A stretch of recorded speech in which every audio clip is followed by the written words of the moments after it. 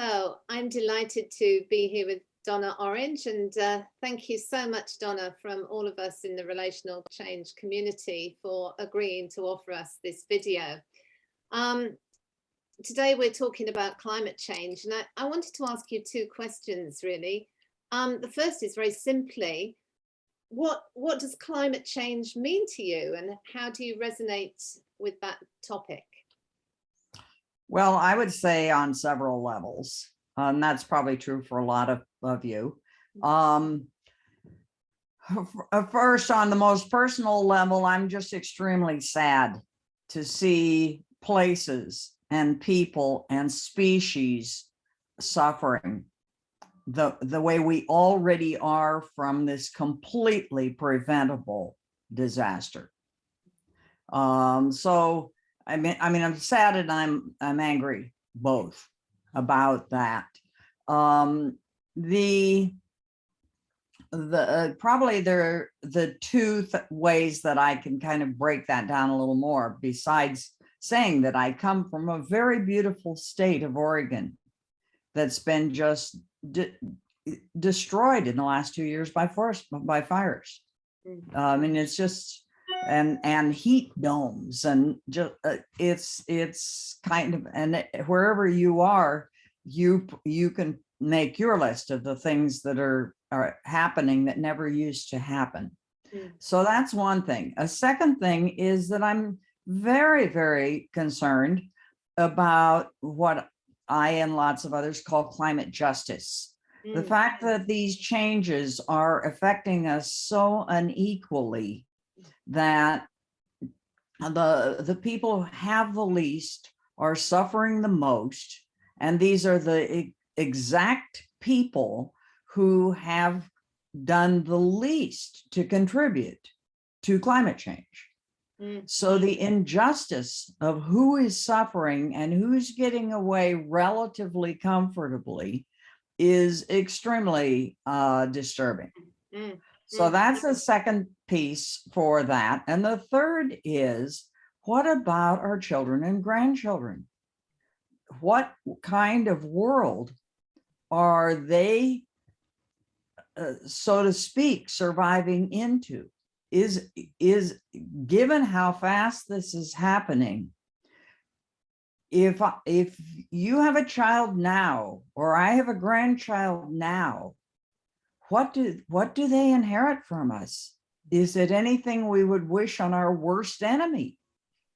So I'm very, very concerned for the coming up generations. Not only that they are going to hate us and blame us for what we have done to them by our complacency and indifference and exploitation of our planet, but just that we simply seem not to care that we're leaving them what we're leaving them.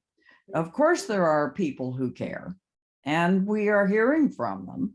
They're out marching on the streets and demonstrating and so on, but not making very much impact on the people who have the power to change this, to really shift the direction. So I'm very, very concerned about where we are now heading into COP26, and don't know what's really going to make a difference. But I know that we have to keep trying. Yeah, and I guess it's that theme, because I can really hear the I guess the words that come to me are grief, and also as I hear that sense of rage, really. And yeah, I think one of the things that strikes me when I read your book around climate change and ethics is this need to somehow try and sustain hope. And I guess there are days when I think, I personally feel, well, there's nothing I can do, and I then want to lapse into doing nothing.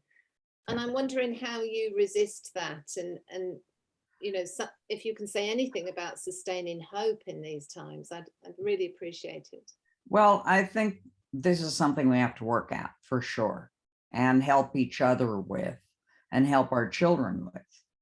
I see some hope in how the young kids, the college age people who are in the Sunrise Movement, for example, are engaging.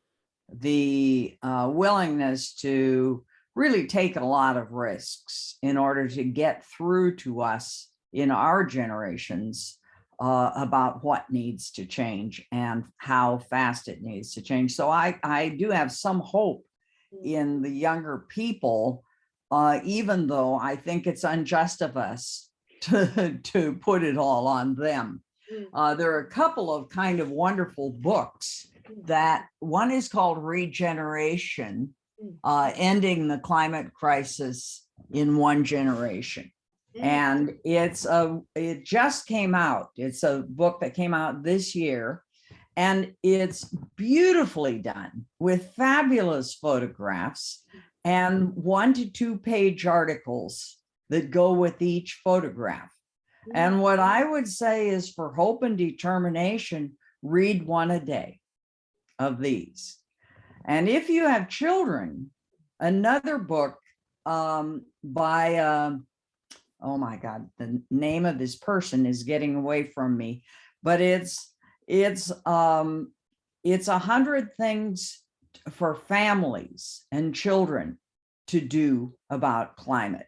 And the nice thing is, nobody's suggesting that you should do all 100, but it's a very good antidote to hopelessness and despair to pick something that catches your passion to do.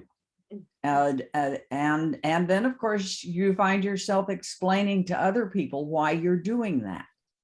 Even if it's a small drop in the bucket, you're standing for our shared earth and our shared home, earthly home. And that's a kind of, I'm not much for hope as an abstraction, even though it needs at this point to be a kind of radical hope that the climate psychology people are talking about. I'm much more interested in practical hope, in hope that is enacted every single day in a lot of small ways. Walking, not driving, recycling even when it seems hopeless, nudging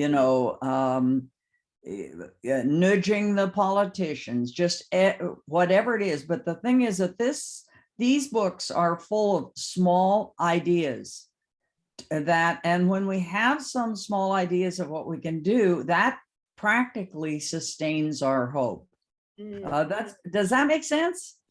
It makes perfect sense. And what I'm hearing, what I take from what you've said is an idea that there's no point in me just thinking, oh, I feel optimistic. No. I feel optimistic about a good outcome, but that there's some call to enact hope in how I live. Yes. And that practice of hope, enacting it, will sustain me.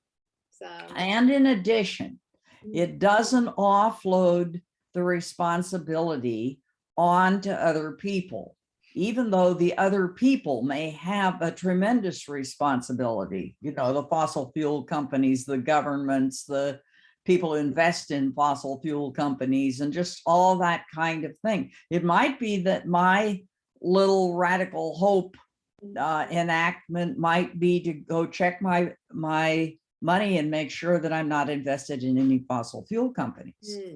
That would be an enacted kind of, but I can't be putting it all onto other people to change this. I think to be hopeful is to say, all right, what can I do? And what can I and the people close around me do? Maybe you start a community garden. Maybe you start carpooling and sharing transportation so that you use less fossil fuels. Whatever it is that appeals to you as something that you could invest in, that'll give you hope. Doing a little something will give you some hope. because the hope isn't that sort of empty, well, I hope something will change. I hope it will get better. I hope it will go away. That's not any kind of useful hope. Thank you, Donna. That's a wonderful sort of ending point for us to go and discuss. So thank you again on behalf of us all for your time and generosity in being here with us today. It's a pleasure. I hope you'll have a good meeting. Thank you.